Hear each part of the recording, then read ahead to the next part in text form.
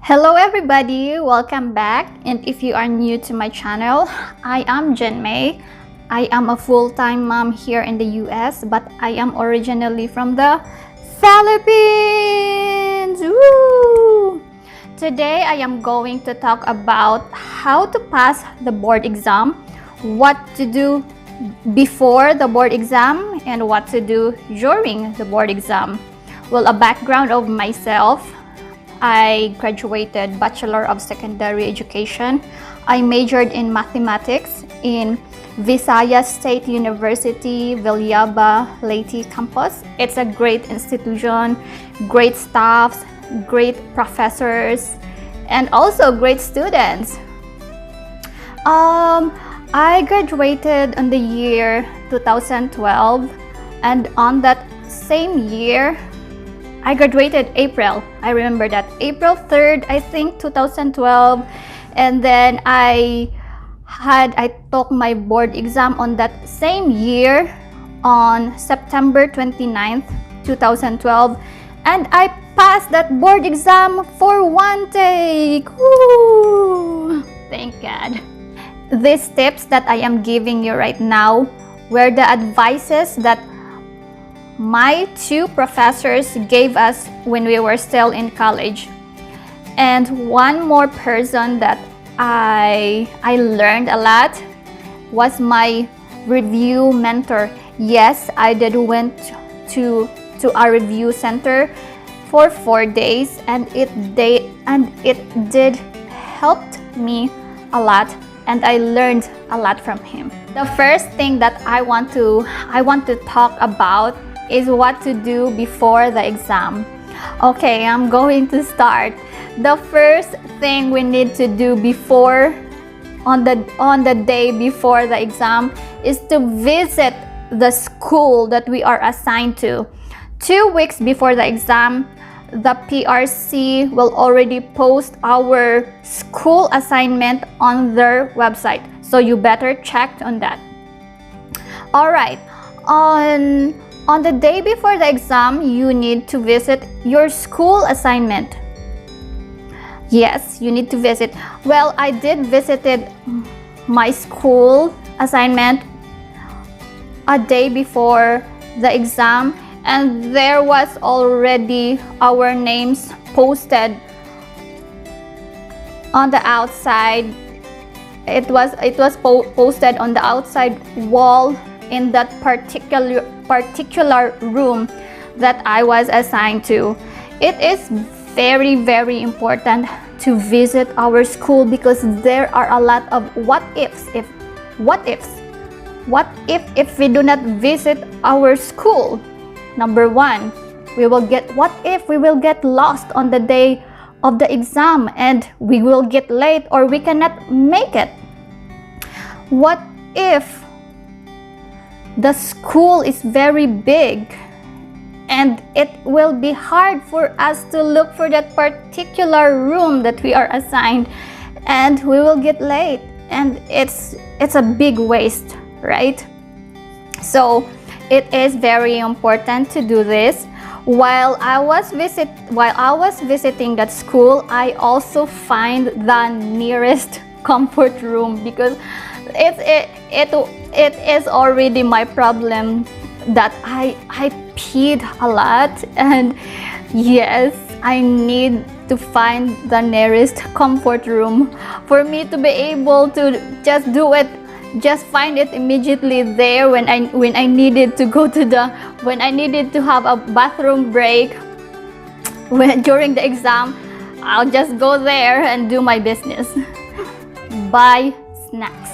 It is very important to buy snacks. I learned this from my review mentor. He said, bring a lot of snacks that can make you awake during the exam. Okay, these are the things that he mentioned on what snacks that we need to bring that makes our brain awake, because honestly, reading on those exams will make us sleepy. Yes, okay, I'm gonna give you some particular snacks that you need to bring. Number one, peanuts. Yes, peanuts can make you awake. And I brought peanuts, and I did not feel any hungriness during the exam. Number 2, bring chocolates, particularly the dark chocolates. Next, candies, juice, bring water if you like some water. Bring those kinds. Just do not bring milk because it will make you sleepy. Bring what else? Bubble gums, just to make your mouth occupied. And you know what? It did help. It makes my brain awake. It makes me awake. It made me answered comfortably the test questions when I had all those stuffs that my review mentor, that those snacks that he mentioned, I did brought it all for me to be able to concentrate on answering the test questions. And also, do not forget to bring your lunch. Prepare your lunch, because what if there is an hour break, lunch break, so it is just better to bring our own lunch, so we can just eat in the room, and we just don't need to be bothered looking for food outside. Because what if there are no restaurants, there are no near food stores in that particular school. So just to be safe, bring your lunch and bring a lot of water or juices, so you do not need to go out to look for some food. Prepare your stuffs on what to bring on the following day. Those stuffs should include your wristwatch. It is important to bring our wristwatch so that we can monitor our time. Okay, next is the receipt. It is important to bring that because the proctor, the one who will administer our exam, will check on the receipt. Next is the calculator. Very important. Next is the Mongol 2 pencil. Bring a lot of spares. Maybe bring five of it, so that you have spares and you don't have any problem during the exam. Next is the sharpener. It is important also to bring our own sharpener, so that we won't need to borrow on our seatmates, and we don't need to bother him or her. Okay, that's all. Those are the 3 basic advices that I am giving you on what to do before the exam. I am done with all the tips that I needed to give you on what to do before the exam.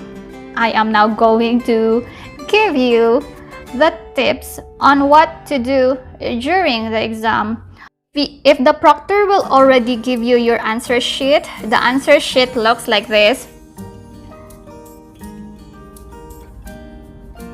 But the real answer, I only printed this over the internet, but it looks like this. See how you answer that? There's 1, 2. You just have to shade your answer. If you can already receive your answer sheet, treat it like a diamond, treat it like a gold, treat it like a newborn baby, because our lives lies behind that answer sheet. Make it clean all the time. Do not drop any liquids on it. If you have sweaty hands, bring handkerchief, bring something that you can wipe on. Do not make it dirty. Protect that at all cost. Next, if you are not familiar with the questions or you do not know the answer, skip to the next number immediately. Yes, You need to do that because, you know, time is limited. Do not stay on that number for too long. The next thing is that when you have your answer sheet, it looks like this. Do not mark it like pressure, like that. I'm giving you like that, and then it will mark some impressions here at the back. Do not do that, please. Mark it moderately and stay on that box. Just shade it on inside of that box. Do not go outside. I am giving you the reasons why. I will give you the reasons why you need to shade more moderately. I will give you the reason why you need to treat your test questions like a baby. I am giving you that, so you better watch this full video. The next thing you have to do is do not make any erasure. Yes, do not do that.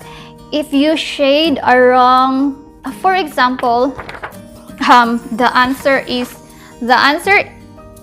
letter B and you shade letter C, do not erase that. The next one is do not leave the items unanswered. Yes, answer all the items even though you are not sure with your answer.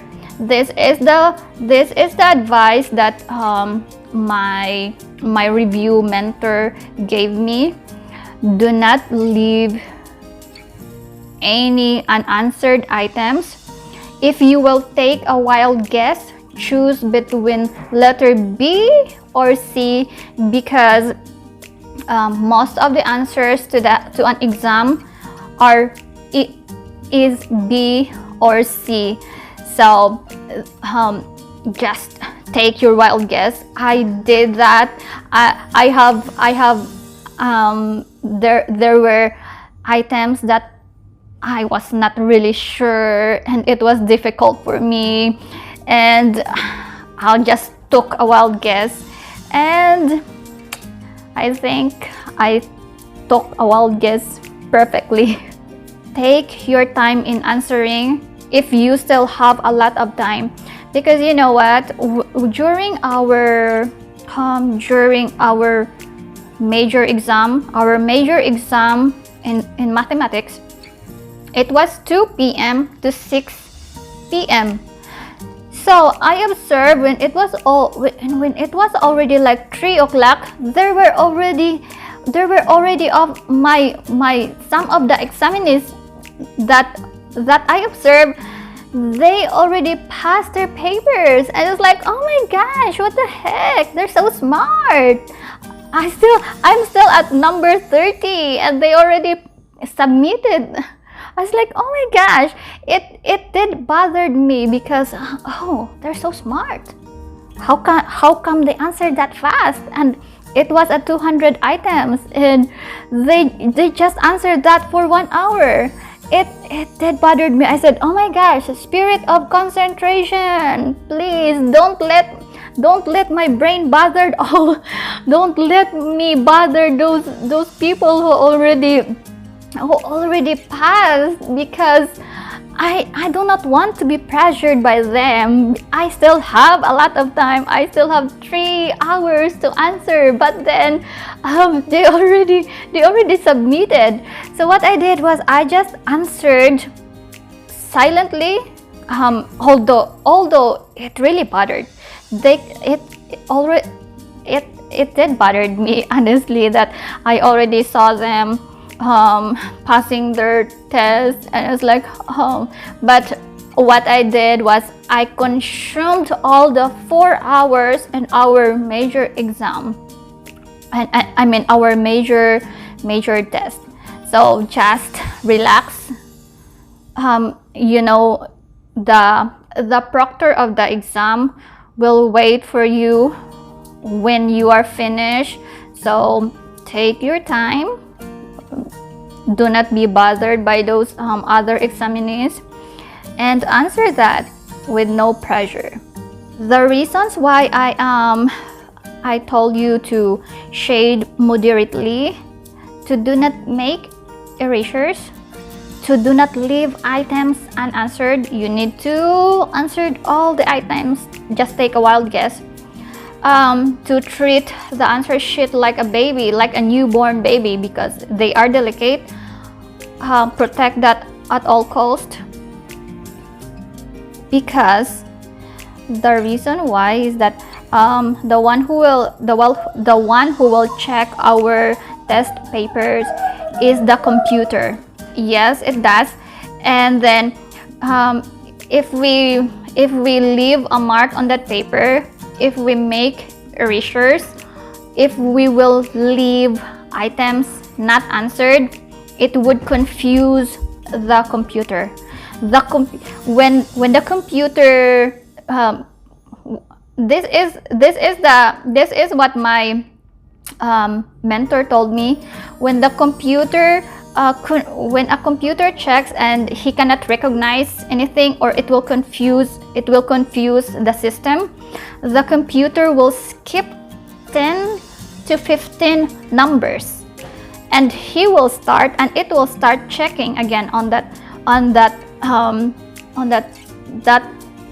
10 to 15 numbers that it skipped. And can you imagine, 10 to 15 items is a big loss. Yeah, that's what's the reason why. And this is also the advice that I learned from my professor, Sir Gerald Monsanto. Sir Gerald is a very brilliant professor, top 1 students in his generation, in his batch. But you know what? He failed on his first take, because that's what he said. He made erasures. He doesn't answer some of the items, and then he mark like with pressure. He shade like with pressure, and it leave an impression or marks at the back of the paper. So he failed on his first take, and that is the reason why I am giving you. So these are the tips. These tips that I am giving you were the tips that I followed when I took the exam, and luckily I passed on my first take. I only asked for a 75% rating, because that is the passing rate. I won't ask for more. I only ask, please, can you give me just 75%? But you know what? Not to when we do not expect too much, it will exceeded our expectation. I had a passing rate of 79.65 or something like that, and I was very happy about that. If you will follow these advices that I gave you and you will pass, congratulations. And if not, just keep on trying, and you will be there.